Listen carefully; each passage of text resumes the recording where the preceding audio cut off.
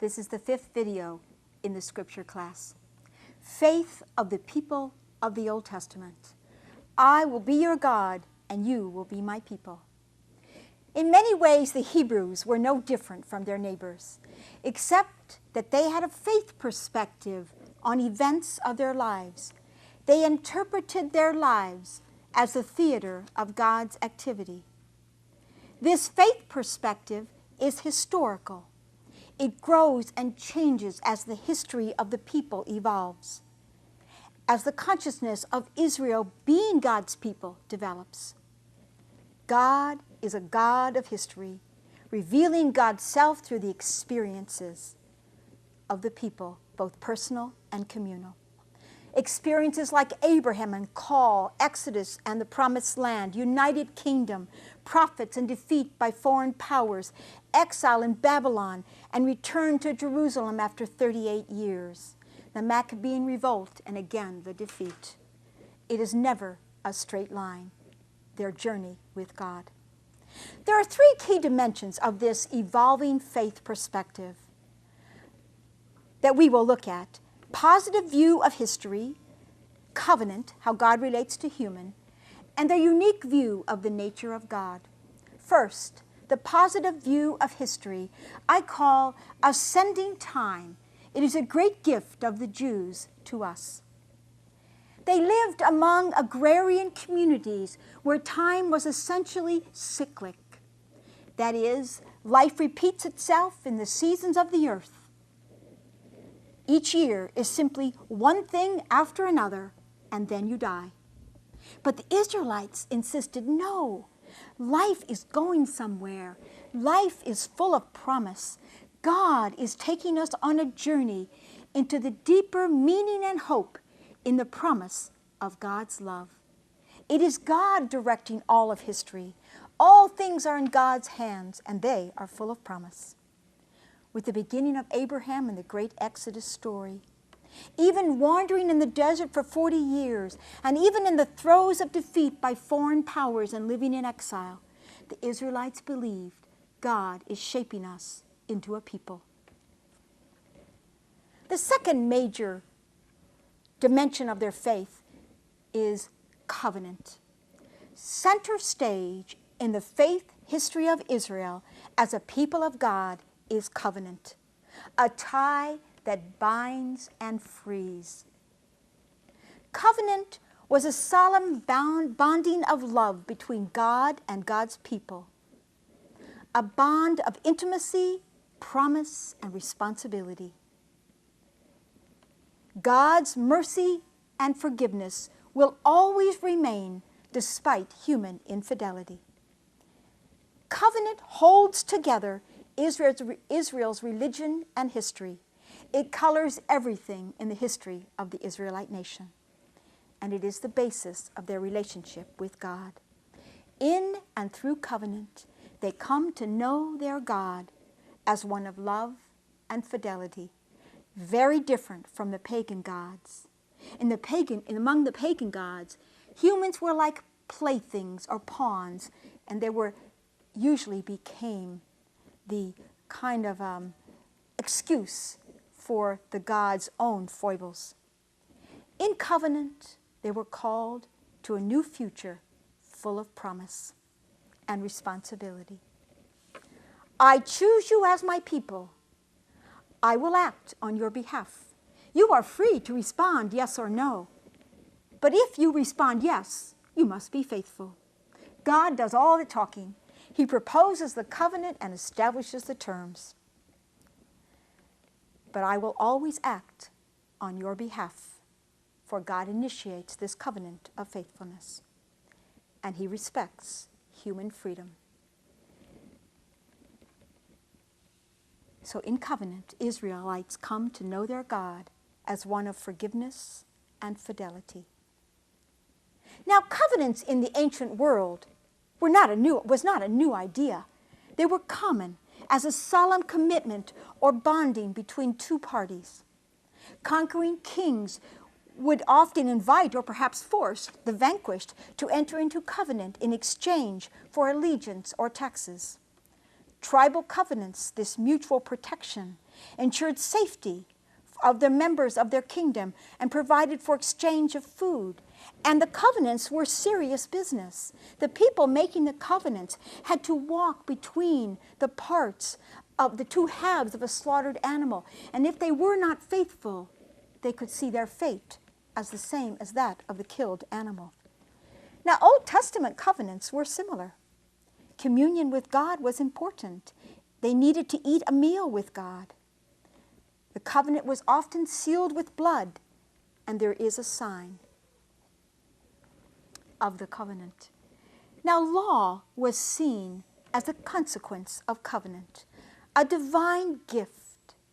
Law was considered an expression of intimacy, a sign of God's love for them, a manifestation of their election.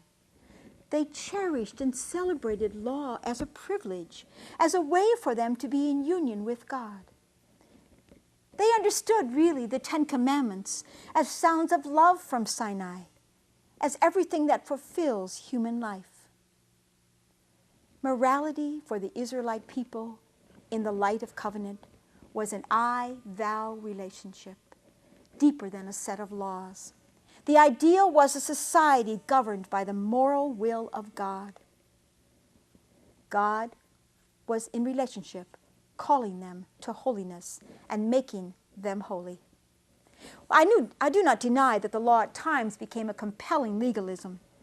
In the book of Leviticus, there are 367 laws. But even this was a part of their identity as a people chosen and committed to Yahweh. Now, as their history evolves, as their understanding of God evolves, their covenant evolves. Think of covenant as an underlying or evocative melody at the heart of both the Hebrew and Christian scriptures. It is an evolving relationship, growing in depth and significance in the story of the Israelite people. Let us see how this covenant melody is played out in the Old Testament story. It begins in Genesis, when God promises Noah and all living creatures never to destroy the earth again, people or animals, by flood. The rainbow is a sign of this everlasting covenant between God and all creatures. And then, later in Genesis 15, God promises Abraham an abundance of land and descendants numerous as the stars. These descendants will be God's people. The covenant is sealed with a ritual sacrificial meal and a walking between a slaughtered animal. There's also flaming torch as a symbol of God. In Genesis 17, the covenant is all about commitment and response. Walk in my presence and be blameless. Abram is renamed Abraham, a radical change of person or conversion, and Abraham becomes the father of many nations. Circumcision is the sign, a covenant in flesh as an everlasting pact. All male heirs wear this mark of commitment. Abraham trusted and went on this adventure with God into the unknown. And we have seen in the book of Exodus, God calls Moses to lead a people out of slavery into Egypt and promises liberation and intimacy in a land flowing with milk and honey. The burning bush is a sign of God's continued presence. God chooses Israel as a special possession. And on Mount Sinai, God says to Moses, "Tell the Israelites, I bore you up on eagle's wings and brought you here myself. Hearken to my voice and keep my covenant." So we see God initiates a solemn relationship. There is a great theophany, thunder, lightning, cloud, trumpet blast, smoke, and fire on Mount Sinai. And Moses receives the 10 Commandments, which I have said people saw as a gift, an opportunity to respond, a way of saying yes to covenant. I am the Lord your God, and you shall have no other gods before me. The covenant calls for a new way of behaving in relationship to God and to one another. In Exodus 24, the people make a solemn promise to obey. We will do everything the Lord has told us. And the people are led by Moses in a ratification of this covenant at the foot of the mountain. They build 12 pillars and an altar. And on the altar they sacrifice young bulls as a peace offering. And Moses reads from the book of the covenant, and they respond, "We will obey." Moses takes half the blood and pours it on the altar, a symbol of Yahweh. The other half he sprinkles on the people, signifying a bond, a tie between Yahweh and his people. And in this sprinkling of the blood, Moses affirms that God and Israel now share a common life, a mutual commitment. Then in Deuteronomy, we find that the people are not always faithful to what they have promised, and God will not tolerate the worship of other gods. They must choose Yahweh or the highway. All Israel is bound in covenant to Yahweh, but it is both sanction and curse. Keep the covenant, and you will succeed in all you do. But idolatry and infidelity bring on the Lord's wrath. The land is laid waste, the people are uprooted from their soil, and they are cast into a strange land. This is what we call conditional covenant. God's action towards you depends on your behavior. We've also seen it is Deuteronomy theology. And then there is the book in the covenant in Joshua. Yahweh shows himself to be master. He lays down the law and mandates personal responsibility. Joshua tells the people, remember who you are and how God has freed us. You must decide whom you will serve. You must cast out all other gods. You cannot serve Yahweh and these idols. For Yahweh is a holy, jealous judgment God who will not forgive transitions. If you forsake the Lord and serve strange gods, God will do evil to you and destroy you. The only sign of covenant is no worship of false gods. The people again choose to follow God. And then there is, in Samuel, a promise to David and the people of the kingdom. And God says, no more destruction, no more wars. I want you to rest from your enemies and find peace. The house of David will be blessed, endure forever, and stand firm. God has chastened you, I know, but God will always follow with mercy, for God cannot withdraw God's favor from his people. We see here the beginnings of unconditional covenant. God's love does not depend on your behavior. Love is the very nature of God. God always forgives and loves without limit. We do not earn this love. It is like the love of a parent for his or her children. Future is full of promise and hope. In Isaiah, the preservation of Judah in the midst of distress. The Lord will give a sign. The virgin shall be with child and bear a son, and they shall name him Emmanuel, God with us. There's another promise in Isaiah made to Jerusalem. As Israel returns from exile, God gets angry, but will always take you back. For a moment, God says, I abandoned you, hid my face, but with great tenderness and enduring love, I will take you back. Like in the days of Noah, my love will never leave you again, nor will my covenant of peace be shaken, for I am a merciful God. And then again in Isaiah 55, there is a beautiful invitation to the abundant life. All is gift, unconditional love, everlasting covenant. God will provide. Come freely to God. The banquet is laid out for all. All who are thirsty, come to the water. All who have no money, come, receive grain and eat. Come without pay and without cost. Come, drink wine and milk. Why spend your money for what is not bread? Heed me, and you shall eat well. And this promise continues with Ezekiel, a promise of salvation, security, peace, and holiness. The Lord will make Israel holy. I will deliver them from their sins of apostasy and cleanse them so they will live my statutes. I will make a covenant of peace with them and put my sanctuary among them. I will be their God, and they will be my people. I will dwell with them always. With Jeremiah, there is the promise of the messianic reign. Yahweh will gather the sheep and provide the shepherd who will lead them, give them protection and leadership. God will bring forth a righteous one from the shoot of David, and this righteous one will govern wisely, doing what is right and just. Israel will dwell in security in the promised land once again. Jeremiah also promises what is called a new covenant in this messianic reign. I will place my law within them and write it upon their hearts.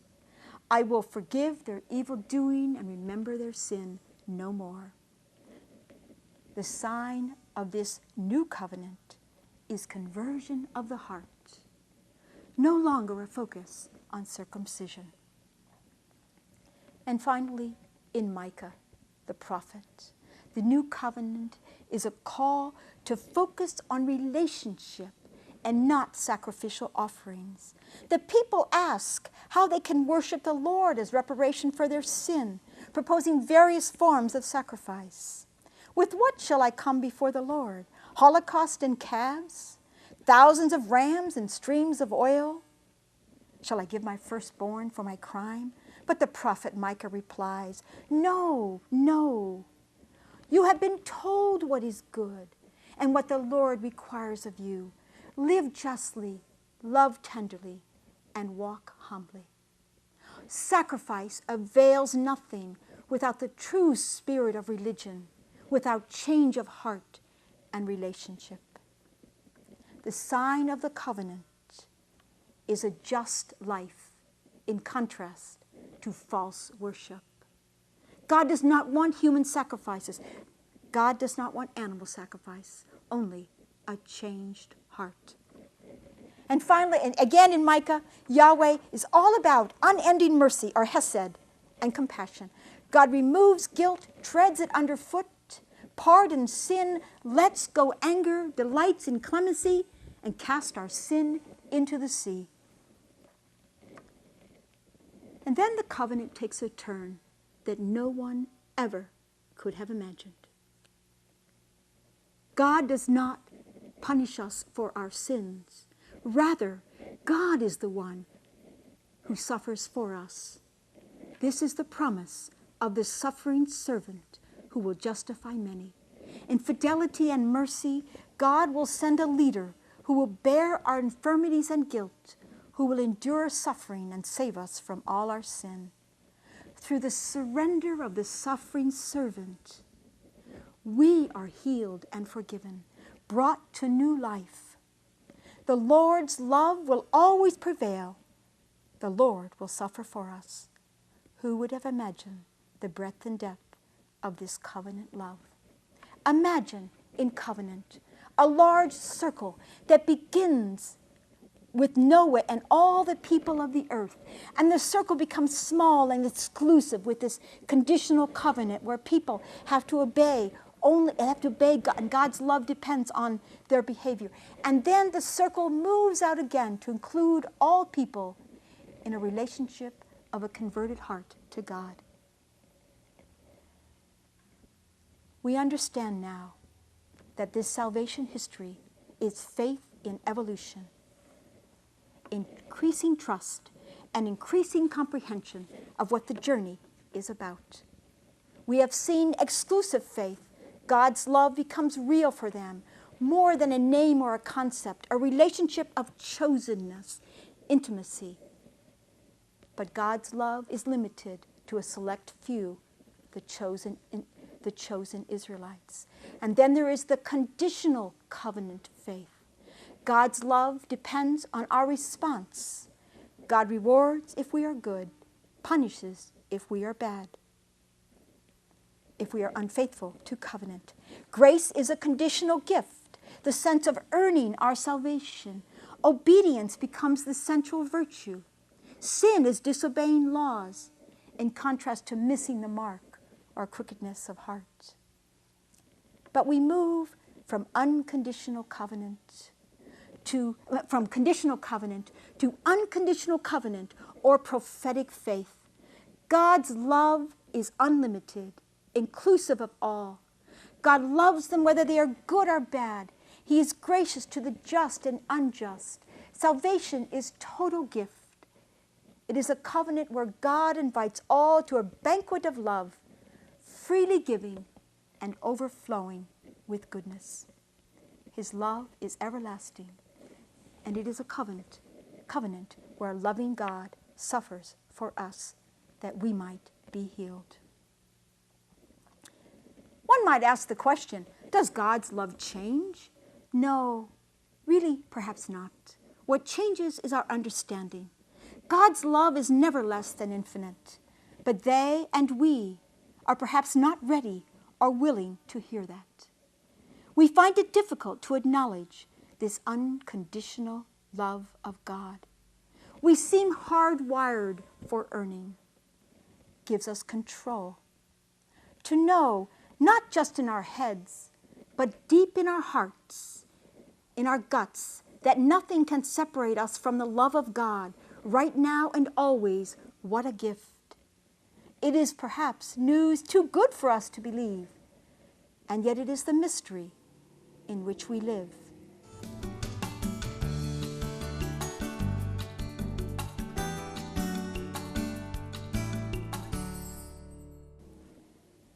Now the Israelites lived in this mystery of who is God, but they never gave us a definitive answer. They saw God as emerging, a self-disclosing God, a God of persons, a God of history, a God present to his people in an intimate way. The gradual revelation of God through relationships with his people and the events of their history. It was a God who had compassion on his suffering people and brought them out of Egypt to a new freedom. God was for them a real person whose will has genuine personal impact upon them, and a person with whom they stood in intimate relationship. I am the Lord your God, Supreme One and Holy Lord of the universe. All life comes from and leads to God. God alone is deserving of attention and respect. His will governs the whole of human life. A God who loves the good and hates evil. A God concerned with everything that fulfills human life. God is, in this panoply of ways of understanding God, God is always wise, generous, and kind. God is loving and understanding. God is compassionate and forgiving. God is personal and powerful. God is jealous and demanding. God is merciful, but at the same time punitive. God is creator of a good world, the breath of life and the ruler of all creation. God is potter and lawgiver. God is just judge and wrathful to enemies. God is eternal king and suffering servant. God is just judge and liberator. God is in our midst, dwelling with us. God is caregiver and healer. God is rescuer and defender. God is ever faithful to covenant, keeping promises. God calls us to justice. God sets before us a banquet of divine wisdom to satisfy our deepest longings. All language of God is metaphorical, but images never contain the mystery. God is infinitely knowable, but never completely known. All images fall short of the reality called God. Nothing can be likened to God. Perhaps this is why the Israelites were told, "Make no idols of God." Imageless worship. God is full of truth, and the light of this truth shines through the prism of God's love. God is the great I am.